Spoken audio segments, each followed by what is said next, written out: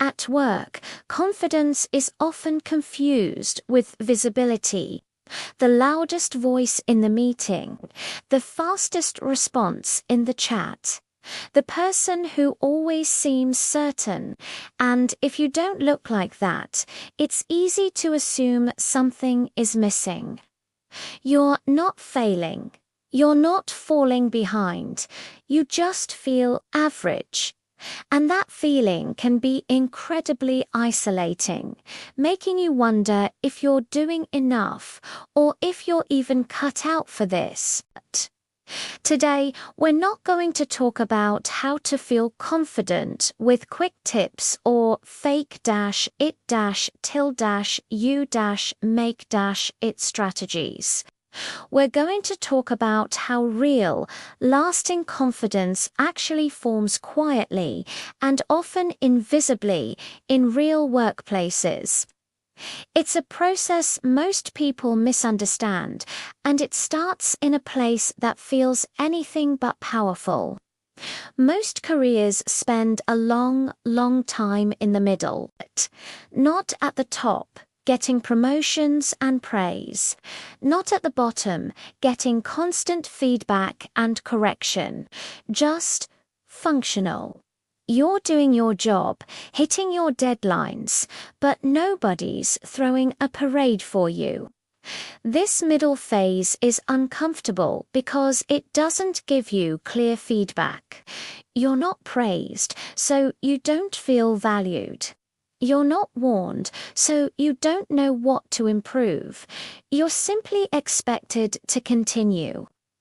Many people mistake this silence for inadequacy, but they think if I were doing a great job, someone would have noticed by now.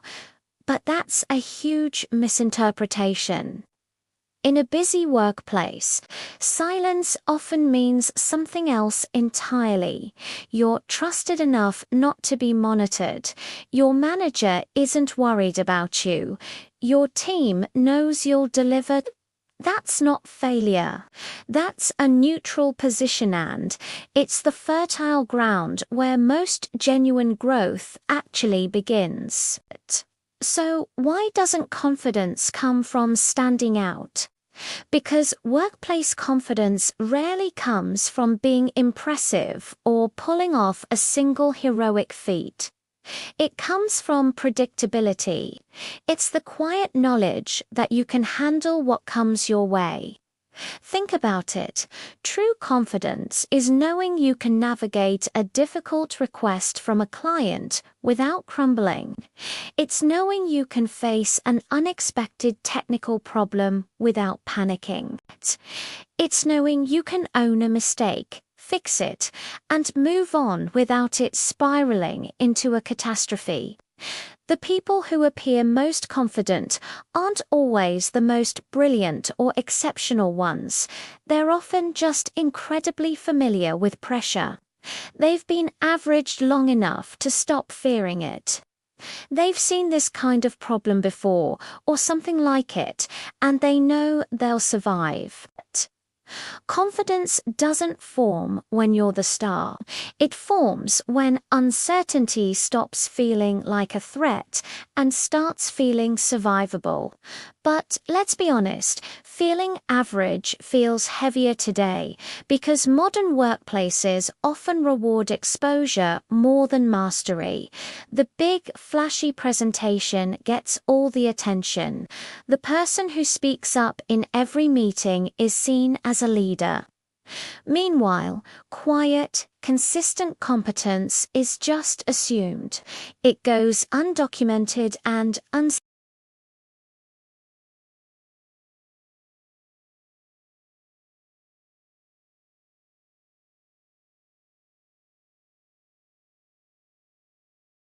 You see others getting recognized for performing confidence publicly, and you think, maybe I'm doing it wrong. But here's the secret. Many of the strongest, most resilient professionals grow without any applause. They are busy building internal stability and deep expertise while others are chasing the fleeting glow of recognition.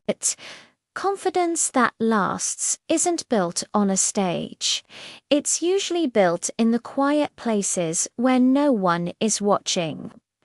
Here's the mental shift that most people miss on their journey to becoming truly self-assured. Confidence doesn't grow when you spend your energy trying to prove your value to others.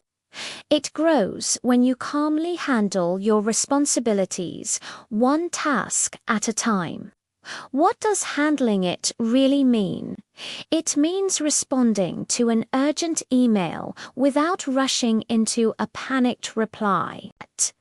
It means asking clarifying questions in a meeting without feeling like you need to apologize for not knowing something. It means identifying and fixing a problem without creating unnecessary drama or blaming others.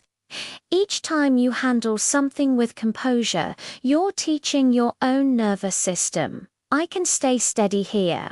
I've got this. That accumulated steadiness, that's real confidence.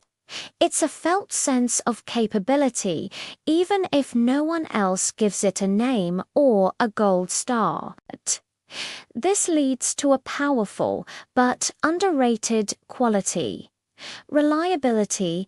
Being reliable doesn't feel exciting. It's not glamorous, but it fundamentally rewires your self-trust. When you consistently follow through on your commitments, day after day, you slowly stop doubting your own capacity. Your brain starts to collect evidence. When a new challenge appears, you don't have to pump yourself up with motivational quotes or hype. You can look back at your own track record and know you're capable. You trust yourself because your history supports it. You have a portfolio of moments where you handled it. This is why confidence built on evidence is so much more robust than confidence built on fleeting external affirmation. One is rooted in reality, the other in opinion. Because of this, you have to stop waiting for a moment that makes you feel ready. So many people stay stuck in that average phase longer than necessary because they are waiting. They wait to feel confident before they'll speak up in a meeting. They wait to feel fully capable before volunteering for a challenging project. They wait to feel absolutely certain before making a decision. But that's a trap. Confidence isn't a prerequisite for taking action, it's a result of it. Specifically, it's a result of repeated exposure to manageable discomfort. Each time you step just outside your comfort zone and handle it, you expand your capacity. Growth doesn't arrive with a loud announcement. It accumulates quietly in the background through hundreds of small, steady actions. Ultimately, feeling average is the critical junction where most careers either turn or stall. The feeling itself is not dangerous. What's dangerous is becoming disengaged while you feel average. It's checking out, doing the bare minimum, and waiting for something to change. The people who grow don't magically escape the average phase quickly. They stay present during it. They pay attention. They keep learning, even when no one is forcing them to. They keep responding to challenges, even when they're scared.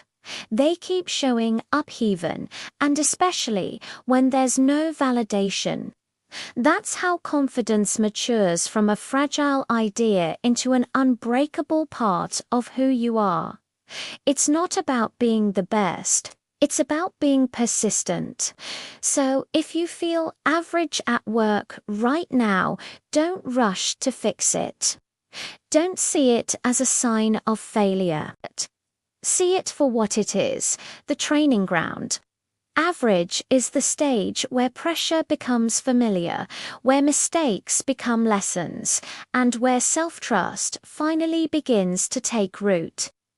True, lasting confidence isn't built by standing out early. It's built by staying steady long enough for your competence to become second nature. And then one day you'll find yourself in a high-stakes situation and you'll handle it calmly. And you'll realize, without ever knowing exactly when it happened, that you stopped questioning your place a long time ago. Thank you for watching.